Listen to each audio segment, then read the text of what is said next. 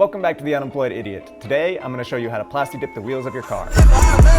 Honestly, I don't know who the fuck to trust. Is he my friend or my foe? I'm off the exit, draw, yeah. I did a poll on Instagram whether I should paint the wheels black or not, and luckily, an overwhelming majority said yes, because these used wheels from Craigslist are destroyed. They're so gross looking, all this dirt everywhere, curb rash, all of it. So today, we're going to plasti dip them black. Before we get started, we'll gather all our tools. Flathead screwdriver to take the hubcap off, 17mm ratchet to get the wheel off, painter's tape and paper to cover the rubber. Sandpaper is an optional step that we'll get into later. And of course your plasti dip, you need 1 can per wheel, so 4 cans total. You can go with any color you want. I chose black because it's $5 a can and the other colors are like 15 bucks a can. It's a good idea to have a paintbrush for touch-ups at the end. And of course you'll need some way to jack up your car, whether that's the jack that came with it and you do 1 tire at a time, or jack stands to hold it up and do all 4 wheels. I happen to have 2 jacks, so we're doing 2 wheels at a time. Let's get after it. So the first step is to jack up our car. And remember, we make sure and get it in the right spot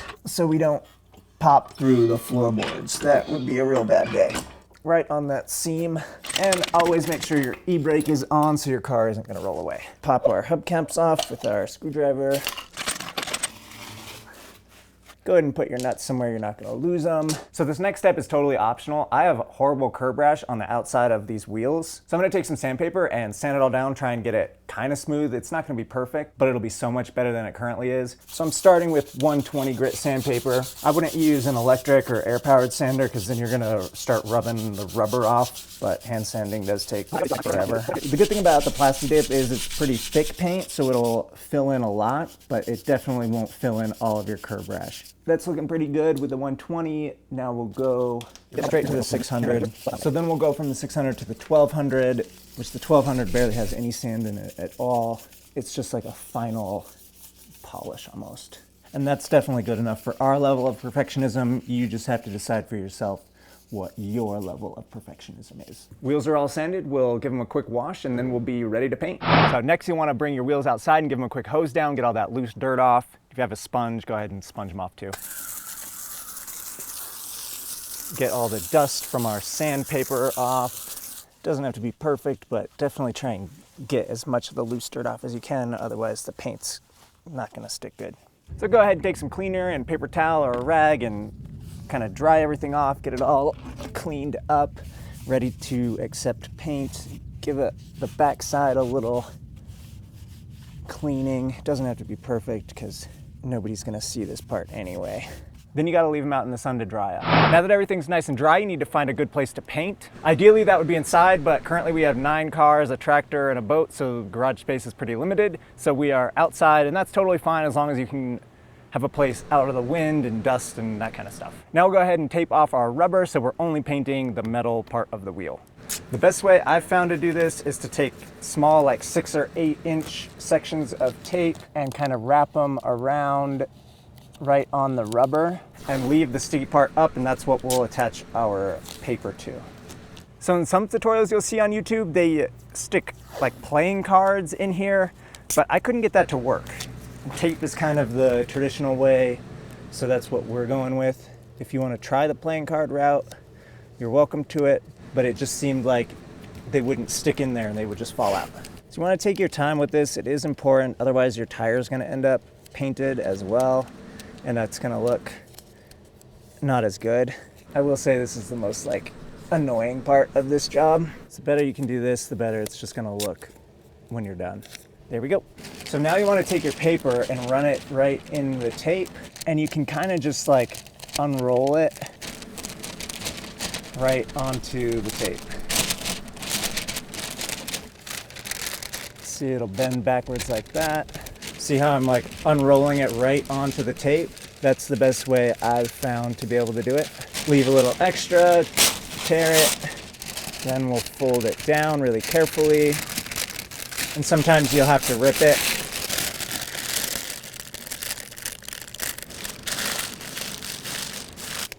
Then, if you got any big holes, make sure and tape them right back up. And there we go. We'll do the other wheel real quick and we'll be ready to paint. Last but not least, don't forget to tape off your valve stems. I have forgotten to do that in the past, and it's a silly mistake. There are obviously a ton of different ways to do this. Some people like to leave their wheels on the car and do it and wrap everything, but then you're not gonna get to the back, so I feel like it's worth the extra couple minutes to pull your wheels off. There's a million different taping techniques or using playing cards or index cards.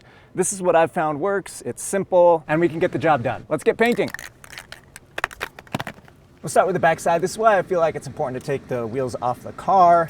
You can really get in here, and it doesn't have to be perfect, but people will see through the wheels. You do need to paint this. Get all sides of the spokes, especially you can cover the weights. Try and stay 6 to 10 inches away from the metal. Try not to breathe in too much. Move quickly so it doesn't pool anywhere, and you're good to go. Put it back down gently, don't mess up the paper. Now we'll go around the edge. There's this lip right here that goes around the whole wheel. We'll get that, because if we wait to do that until after, then it's gonna start pooling up on the face of the wheel. Be real careful here on the front. You may have to move your paper sometimes. Try not to overspray it, because then it'll run, and that's when it looks real bad. And you want it extra thick on these edges, because that's where it'll cover your curb rash. Now we'll get the face of the wheel. Kind of a light coat for this first one, but make sure you're getting all of the surfaces. In those little spokes is where it's the hardest. And if you have to keep going over it, then that's when you get the runs. Try and be economical with your paint. You're trying to do 2 layers per wheel. Don't forget about your center caps. Make sure and get around the edges of those as well. And we'll move on to the second wheel. So you really wanna get it as thick as you can and as glossy as you can without letting it run. That's the challenge with this spray paint stuff, but I have faith in you. You can do it. This can happens to be dripping all over the place, which is annoying. So we're going to use up this whole can on this first coat. Remember to try and come at it from as many different angles as you can. Get all those little details. So our first can is empty. We'll go ahead and toss it, and then we got to wait 30 minutes between coats. It's been about 30 minutes. We'll go ahead and do our second coat. You want to rotate it a bit if you can, safely, because you'll always miss a spot. No matter how good you think you are doing of a job, you'll miss a spot, I guarantee it. But if you rotate it, you'll see that spot and you can correct it. So this will be our final coat. So we want to leave it as smooth as possible, which makes it, it's really difficult because you want to put as much paint on it as possible without it running. Because if it starts dripping all over the place, it's going to look terrible. Thin coats, but lots of them, lots of back and forth. That seems to be the best way. See, it'll look real liquidy. That's what you want.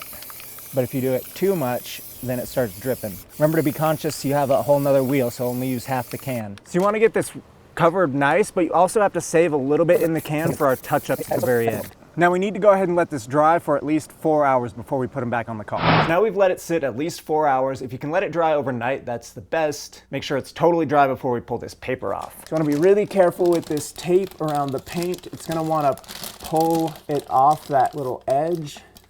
Just go slow and gentle. You really want to make sure you're not tearing any of the paint off. This paint can be like a hangnail. If you grab it and just keep pulling, it'll pull off and you'll just bleed everywhere.